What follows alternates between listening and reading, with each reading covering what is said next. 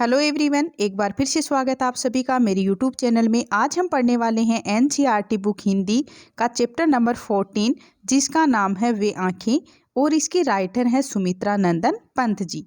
तो इस कविता को पढ़ने से पहले इसके बारे में हम कुछ है वो जान लेते हैं कि यह कविता दुष्चक्र में फैले किसानों के व्यक्तिगत और पारिवारिक दुखों की परतों को खोलती है और स्पष्ट रूप से विभाजित समाज की वर्गीय जो चेतना है उसका खाका प्रस्तुत हमारे सामने करती है। कवि कहता है कि किसान की अंधकार की गुफा के समान आंखों में दुख की पीड़ा है वो भरी हुई है, और इन आंखों को देखने से डर लगता है क्योंकि वह किसान पहले स्वतंत्र था। तो चलो अब हम इस कविता वे आंखें का भावार्थ है वो देखते हैं। वे आंखें, अंधकार की गुहा श्री की उन आंखों से डरता है मन, भरा दूर तक उनमें दारुण देने दुख का नीरव रोदन।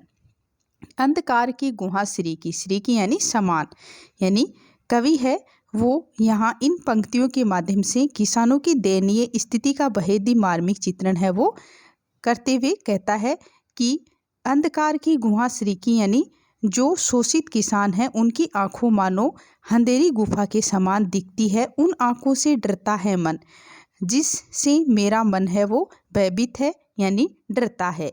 भरा दूर तक उसमें दारुण यानी घोर, निर्दय यानी ऐसा प्रतीत होता है कि उसमें दूर तक कोई कष्टप्रद देने दुख का नीरव रोदन यानी दुख का मौन रुदन भरा हुआ है।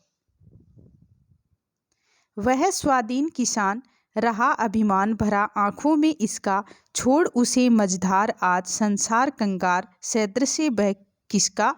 वह स्वाधीन किसान रहा, यानी कवि कह रहा है कि वह सदैव स्वाधीन किसान था, अभिमान भरा आंखों में इसका, और उसके अपने खेत थे, उसकी आंखों में स्वाभिमान झलकता था। छोड़ उसे मझधार आज संसार कंगार सैदृश बह किसका। परंतु आज संसार ने उसे समस्याओं के मझधार में छोड़कर उससे दूर चला गया है। आज वह किसान अकेला पड़ गया है। लहराते हुए खेत दुर्गों में हुआ बेदखल, अब वह जिससे हंसती थी उसके जीवन की हरियाली जिनके तरन तरन से। लहराते हुए खेत दुर्गों में, यानी कवि कह रहा है कि एक समय ऐसा था जब किसान की आंखों के सामने उसके अपने जो खेत हैं वो लहलहराते नजर आते थे। हुआ बेदखल अब जिनसे, यानी लेकिन अब उन खेतों से उसे बेदखल कर दिया गया है, अर्थात जमींदारों ने उसके खेत हैं वो हड़प लिए हैं। हंसती थी उसके जीवन की हरियाली जिनके तरन तरन से, यानी कवि कह रहा है कि कभी इन खेतों के तिनके तिनके में, तरन तरन यानी तिनके तिनके में हरियाली का वर्चस्व था जो उसके जीवन को सुखमयी बनाती थी। अफसोस आज वह सब कुछ कहीं गुम हो गया है। आँखों ही में घुमा करता वह उसकी आँखों का तारा, कारकुनों की लाठी से जो गया जवानी ही में मारा। यानी कवि कह रहा है आँखों ही में घुमा करता वह उसकी आँखों का तारा, यानी किसानों की आँखों का तारा अर्थात उनके जवान बेटे जिसका चित्र अब भी उनकी आँखों में घूमता रहता है। कारकुनों की लाठी से जो गया जवानी में ही मारा। कारकुनों यानी जमींदारों के कारिंदे, यानी कभी किसानों के जवान बेटों को जमींदार के कारिंदों ने लाठियों से पीट पीट कर मार डाला था। बिका दिया घर द्वार महाजन ने न ब्याज की कोड़ी छोड़ी, रह रह आंखों में चुपती वह कुर्क हुई बरधों की जोड़ी। बिका दिया घर द्वार महाजन ने न ब्याज की कोड़ी छोड़ी, यानी कवि यहाँ कह रहा है जब किसान कर्ज में डूब गए तो महाजन ने किसानों के घर द्वार हैं वो बेच दिए और अपने ब्याज की कोड़ी कोड़ी वसूली ली। रह रहे आंखों में चुपती वह कुर्क हुई बरघों की जोड़ी। कुर्क यानी नीलामी, यानी किसानों को अत्यधिक पीड़ा तब हुई जब उनके बेलों को भी नीलाम कर दिया गया। यह बात आज भी किसानों की आंखों में चुभती है, जिसके कारण उन्हें गहरा दर्द मिला और उनके रोजगार का साधन है वो छीनने का कारण बन गया। उजरी उसके सिवा किसे कब पास दुहाने आने देती, वह आंखों में नीचा करती उजड़ गई वो सुख की खेती। उजरी उसके सिवा किसे कब पास दुहाने आने देती। उजरी यानी उजरी नाम की एक दुधारू अर्थात दूध देने वाली गाय थी।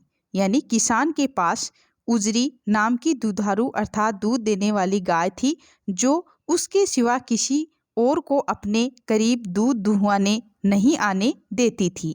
यह आंखों में नीचा करती उजड़ गई जो सुख की खेती। यानी कवि कह रहे हैं कि मजबूरीवश किसान को उसे भी बेचना पड़ा। इस बात का किसान को बहुत ही दुख है। ये तमाम दृश्य उनकी आंखों में अब भी नाचते हैं। किसान की सुख की खेती है वो उजड़ गई है, जिसके कारण वह उदास और दुखी है। बिना दवा दर्पण के घरनी, सवरग चली आंखें आती भर, देख रेख के बिना दूध मुही बिटिया, 2 दिन बाद गई मर। यानी कवि यहाँ कह रहा है कि बिना दवा दर्पण के घरनी, घरनी यानी घरवाली, पत्नी यानी गरीब किसान की पत्नी दवा के अभाव में चल बसी। यह सोचकर किसान की आंखों में आंसू आ जाते हैं। सवरंग चली आंखें आती भर, देख रेख के बिना दूध मुही बिटिया, 2 दिन बाद मर गई। यानी यह सोचकर किसान की आंखों में आंसू आ जाते हैं। उचित देख रेख न होने के कारण पत्नी की मृत्यु के पश्चात किसान की जो दूध मुही जो बच्ची है वह भी 2 दिन के बाद मर गई। घर में विधवा रही पतोहू लक्ष्मी थी, यद्यपि पति घातिन, पकड़ मंगाया कोतवाल ने, डूब कुएं में मरी एक दिन। यानी कवि कह रहे हैं कि घर में विधवा रही पोतूहू लक्ष्मी थी, यद्यपि पति घातिन। यानी घर में एक विधवा बहू बची हुई थी जिसका नाम लक्ष्मी था, परंतु अफसोस है कि उसे अपने पति की मौत का जिम्मेदार माना जाता था। पकड़ मंगाया कोतवाल ने, और एक दिन एक ऐसा काला दिन भी आया जब गांव के कोतवाल ने उसे बुलाकर उसकी इज्जत है वो लूट ली थी। डूब कुएं में मरी एक दिन। और इसके बाद किसान की बहू ने कुएं में कूदकर आत्महत्या कर ली।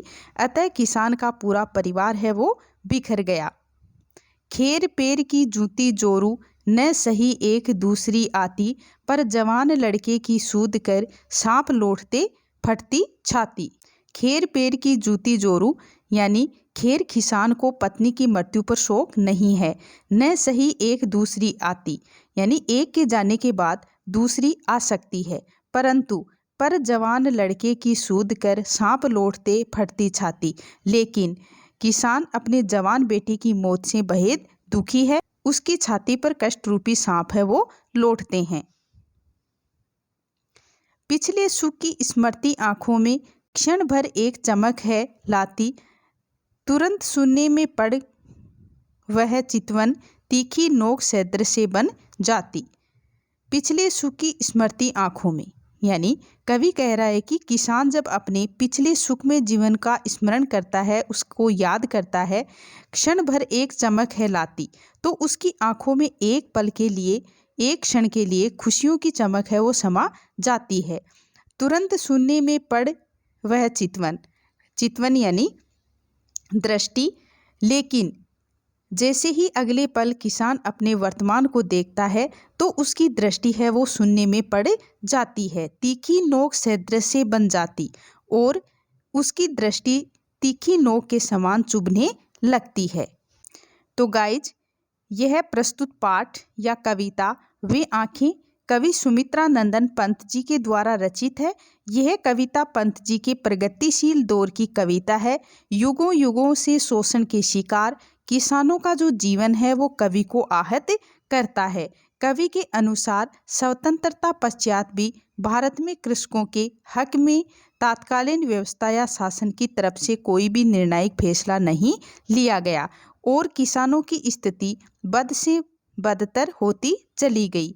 इस कविता में विकास की विरोधाभासी अवधारणाओं पर करारा प्रहार किया गया है।